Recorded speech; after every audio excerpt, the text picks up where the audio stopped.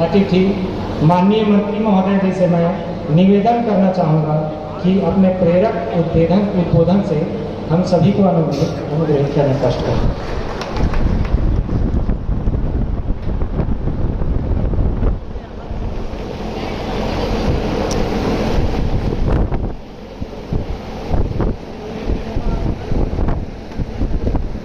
बोले भारत माता की, भारत माता की, छत्तीसगढ़ महतारी की जय जय श्री राम, जय जय श्री राम, जय श्री राम। बहुत ही सुंदर अवसर है। आज पंडित दीनदयाल उपाध्याय जी की जयंती भी है और आज शहीद वीर नारायण सिंह महाविद्यालय बिलईगढ़ में आज हमारे छत्तीसगढ़ के धरोहर, हमारे वीर क्रांतिकारी शहीद वीर नारायण सिंह जी के प्रतिमा का भी अनावरण हुआ। हम लोग काफ़ी विलंब से पहुंचे। पहले कार्यक्रम बना था कि बिलईगढ़ का कार्यक्रम करते हुए हम सारंगगढ़ जाएंगे, फिर बाद में संशोधन हो गया कि सारंगगढ़ के बाद बिलईगढ़ आना पड़ा, तो काफ़ी लेट हो गया और इसके कारण आप सबको भी दिक्कतें हुई, हमारे बच्चे भी चले गए। इस अवसर पर आज इस कार्यक्रम में जिसका बहुत बढ़िया उद्बोधन सार करवई भाषण आप सबने सुना, इस बिलईगढ़ विधानसभा क्षेत्र के लोकप्रिय विधायक हैं कविता प्राणलारे जी। एक बार ताली बजा के स्वागत करिए भाई, इतना दमदार भाषण।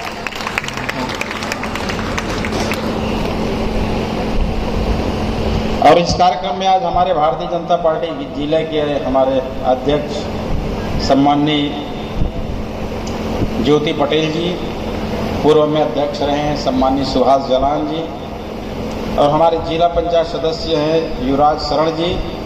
और एक बार ताली उसके लिए जरूर बजाइए जो हमारे प्रपौत्र शहीद वीर नारायण सिंह जी के राजेंद्र दीवान जी हैं। एक बार ताली बजा करके स्वागत और अभिनंदन करिए। बड़ा गर्व होता है। हमारे साथ मंच में अधिकांश हमारे गुरु खुशवंत साहिब जी और उनका हमारा रहता है, तो गर्व होता है कि ऐसे महान त्याग तपस्वी और सत्य के मार्ग बताने वाले परम पूज्य गुरु घासीदास जी के 6वें वंशज हैं हमारे गुरु खुशवंत साहिब। तो हमको भी गौरव लगता है कि हमारे बीच में उनके वंशज बैठे हैं। ऐसे ही आज शहीद वीर नारायण सिंह जी के प्रपौत्र राजेंद्र दीवान जी बैठे हैं, ये हम सबके लिए बड़ी गर्व की बात है। इस कार्यक्रम में आज हमारे साथ बलौदाबाजार हमारे जिला भारतीय जनता पार्टी के वरिष्ठ नेता और भारत स्काउट गाइड के प्रदेश के उपाध्यक्ष हैं विजय के सरवानी जी, हमारे मंडल अध्यक्ष हैं राधा राकेश जी, और इस जन भागीदारी समिति के अध्यक्ष जगदीश पांडे जी, पूर्व अध्यक्ष हमारे नगर पंचायत के राम नारायण देवांगन जी, और भाजपा के नेता डॉक्टर दिनेश जांगड़े जी, सांसद प्रतिनिधि संतोष सोनवानी जी। आज इस कार्यक्रम में हम सबके बीच इस जिला के कलेक्टर सम्माननीय डॉक्टर संजय कनौजी जी और पुलिस अधीक्षक सम्माननीय अंजनी जी। इस कार्यक्रम में इस मंच पर मंचस्थ अतिथिगण जिनका नाम छूट गया है, महाविद्यालय के प्राचार्य, सभी अध्यापकगण, छात्र छात्राएं, हमारे मीडिया के सभी साथीगण, आप सभी का स्वागत है, अभिनंदन है। समय नदी की धार, है समय नदी की धार जिसमें सब कुछ बह जाया करते हैं, विरले कुछ लोग होते हैं जो नाम अमर कर जाते हैं। ऐसे नाम अमर करने वालों में शहीद वीर नारायण सिंह जी हैं। जब भी हम महाविद्यालय आएंगे या महाविद्यालय से जाएंगे तो रास्ते में ही शहीद वीर नारायण सिंह जी की मूर्ति लगी हुई है। आते जाते दोनों बार हम देखेंगे, नमन करेंगे, प्रणाम करेंगे, तो उनके अंदर का व्यक्तित्व, बोलना नहीं पड़ेगा, उसका अंदर का व्यक्तित्व ऑटोमेटिक हम पर आएगा। उनके जीवन के जो चरित्र हैं, जब किसी व्यक्ति को देखते हैं हम तो उस व्यक्ति के सारे गुण और अवगुण को हम परख लेते हैं, चित्रित हो जाता है। फिर उस हिसाब से हमारा मनोभाव, हमारा विचार बनता है। जब हम आते जाते शहीद वीर नारायण सिंह जी को देखेंगे तो उसके अंदर की जितनी खूबियां हैं, जो त्याग है, तपस्या है, समर्पण है, वो हमको सीखने को मिलेगा। ये प्रथम क्रांतिकारी है जिन्होंने अपने सारा सुख वैभव काम को छोड़ करके गरीबों के पेट भरने के लिए इतना बड़ा कदम उठाया, विद्रोह किया। ऐसे महान क्रांतिकारी शहीद को मैं नमन करता हूँ, प्रणाम करता हूँ, वंदन करता हूँ।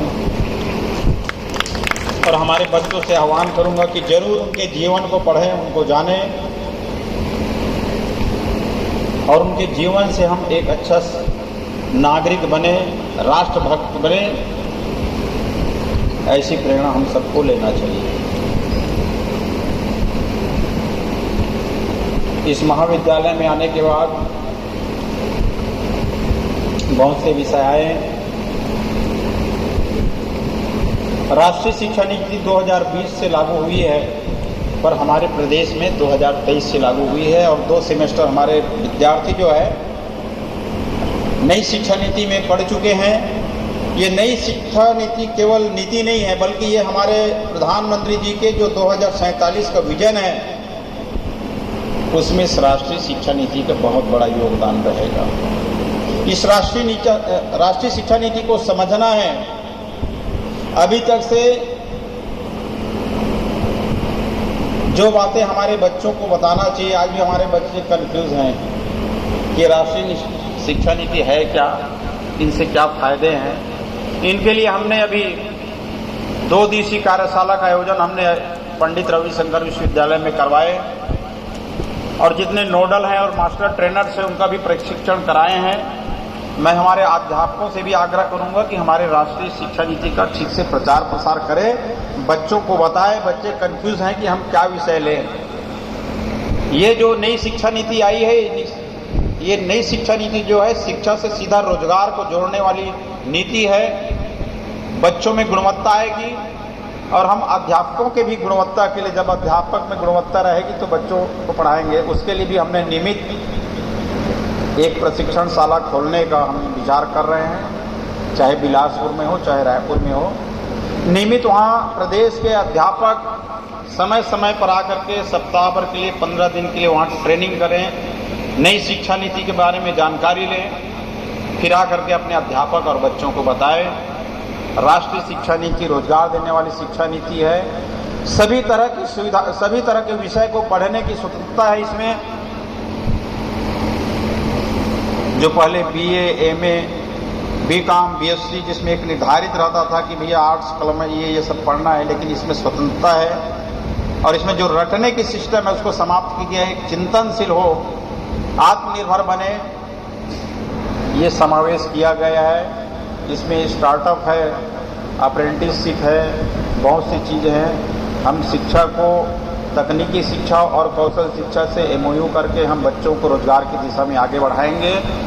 इस राष्ट्रीय शिक्षा नीति में पढ़ने के बाद मुझको लगता है कि डिग्री लेकर के घूमना नहीं पड़ेगा, वो स्वयं के रोजगार पैदा करेंगे। अभी भी कई विद्यालय हैं, महाविद्यालय हैं, जहाँ बच्चे पढ़ रहे हैं, साथ में काम भी कर रहे हैं, उससे आमदनी भी हो रहा है। कल हमने अटल बिहारी वाजपेयी विश्वविद्यालय में हमने 2 बच्चों को सम्मानित किया जो पढ़ते हुए वहाँ पे प्रोडक्शन भी कर रहे हैं, कुछ काम कर रहे हैं, नई नई मशीनें, नई तकनीक बना रहे हैं। टेक्सटाइल का है, हाथ करघा का है, वन औषधि का है, इंजीनियरिंग का है। बहुत से विषय है जिनको लागू करके बच्चों को रोजगार देना यहीं से शुरू करेंगे। महाविद्यालय के बारे में और माननीय विधायक जी ने बहुत से समस्याओं से अवगत कराया। मैं इतना कहना चाहूँगा कि महाविद्यालय में पहले बार आया हूँ और बहुत से विषय आए हैं। एक बार मैं थोड़ा सा उसको समझ लूँ, समीक्षा कर लूँ और यहाँ पे क्या चीज़ इस महाविद्यालय के लिए अच्छा हो सकता है, हमारे बच्चों के भविष्य के लिए क्या अच्छा हो सकता है। खाली नहीं जाऊँगा, कुछ दूंगा मैं। और चूँकि मैं शिक्षा से जुड़ा हुआ व्यक्ति हूँ, मैंने अपने जीवन की शुरुआत एक शिक्षक के रूप में किया था और शिक्षा से जुड़ा हुआ हूँ, शिक्षा के प्रति लगाव है। और जब मैं स्कूल के कार्यक्रम में जाता हूँ तो मुझको बहुत अच्छा लगता है, मेरा उत्साह दोगुना हो जाता है। लेकिन आज समय ज़्यादा हो गया है, विद्यालय में जाना, महाविद्यालय में जाना, बच्चों के बीच रहना, बात करना और उनको रामायण और भागवत और उनके जीवन के दिशा के बारे में बताना ये मेरा पुराना काम है। लेकिन जब से नेतागिरी में आया वो वाला काम बंद हो गया है।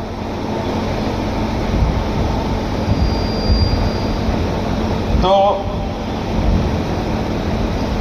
हमारे प्रदेश के मुखिया हमारे माननीय विष्णुदेव साय जी ने, आप सबने पेपर में पढ़ा भी होगा कि जैसे ही हमको ये प्रभार मिला उच्च शिक्षा विभाग का, तो हमने ठान लिया है कि इस उच्च शिक्षा विभाग को हम ठीक ठाक करेंगे। जो मानव संसाधन की कमी है, अधोसंरचना की कमी है, स्टूडेंट की कमी है, लैब की कमी है, सारे कमियों को हम क्रमशः दूर करेंगे।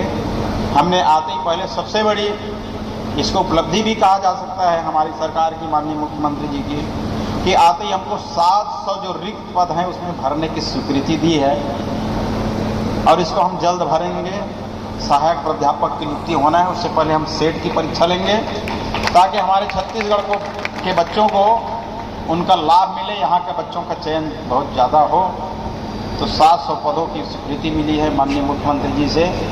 और अभी जो बीच में प्रक्रियाधीन है लैब टेक्नीशियन का, लैब असिस्टेंट का, उनको हम पूरा करने जा रहे हैं। अभी जो हमारा सेवा पखवाड़ा चल रहा है 17 सितंबर से 2 अक्टूबर, इस 2 अक्टूबर से पहले हम इस प्रदेश के 260 युवाओं को लैब टेक्नीशियन का उनको हम नियुक्ति पत्र देंगे।